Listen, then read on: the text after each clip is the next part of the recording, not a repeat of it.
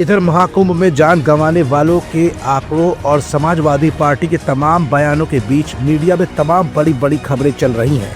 तो उधर इसी मामले में बाबा धीरेन्द्र शास्त्री के एक बयान के बाद अब धीरेन्द्र शास्त्री के जवाब में आज़ाद समाज पार्टी के प्रमुख चंद्रशेखर आज़ाद उर्फ रावण ने अपनी क्या आवाज़ बुलंद की। चंद्रशेखर आज़ाद उर्फ रावण ने धीरेन्द्र शास्त्री जैसे बड़े धर्माचार्य को क्यों जेल की सलाखों के पीछे डालने की बात कही और इस भगदड़ के पीछे का राज धीरेन्द्र शास्त्री में क्यों छुपा है। क्या चंद्रशेखर आज़ाद उर्फ रावण अब सीधे इस मामले में बीजेपी के निशाने पर आ गए हैं और चंद्रशेखर आज़ाद उर्फ रावण बाबा धीरेन्द्र शास्त्री के किस बयान का जिक्र अब बार बार कर रहे हैं। ये कुछ ऐसे सवाल है जिनका जवाब अपनी आज की इस रिपोर्ट में हम आपको दिखाएंगे भी और बताएंगे भी।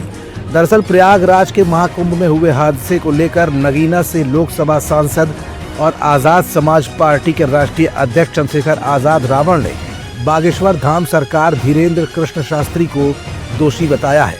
उन्होंने बागेश्वर बाबा पर मुकदमा दर्ज कर कार्रवाई करने की बात भी कही है। चंद्रशेखर आज़ाद उर्फ रावण ने महाकुंभ में हुए भगदड़ को लेकर कहा कि भगदड़ पर चर्चा होनी चाहिए, नाम बड़े और दर्शन छोटे।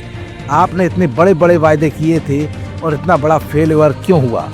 जब प्रधानमंत्री इस बात पर ट्वीट करके संवेदना प्रकट कर चुके थे तब भी मुख्यमंत्री इस बात को क्यों छुपा रहे थे। इस पर जांच होनी चाहिए और चर्चा भी होनी चाहिए कि घटना कैसे हुई। चंद्रशेखर आज़ाद उर्फ रावण यही नहीं रुके, उन्होंने सीधे सीधे भारत में सबसे ज्यादा नामचीन धर्माचार्यों में से एक बाबा धीरेन्द्र शास्त्री को भी सीधा चैलेंज कर डाला है। बागेश्वर बाबा पर आरोप लगाते हुए चंद्रशेखर आज़ाद उर्फ रावण ने कहा कि एक बागेश्वर बाबा हैं जिन्होंने वहीं महाकुंभ में खड़ा होकर कहा था कि मौनी अमावस्या में अमृत बरसने वाले दिन जो यहाँ पर नहीं आएगा वो देशद्रोही माना जाएगा। मैं मानता हूँ कि जो लोग वहाँ गए और अव्यवस्था की वजह से ही उनकी जान गई है, उन सभी के जिम्मेदार बागेश्वर बाबा हैं। उन पर मुकदमा करके उन्हें जेल में डाल देना चाहिए। उन्होंने लोगों से आह्वान किया था और उनके इस आह्वान से ही वहाँ भीड़ हुई थी। मेरा मानना है कि ऐसे धर्माचार्यों पर सख्त से सख्त कार्रवाई होनी चाहिए।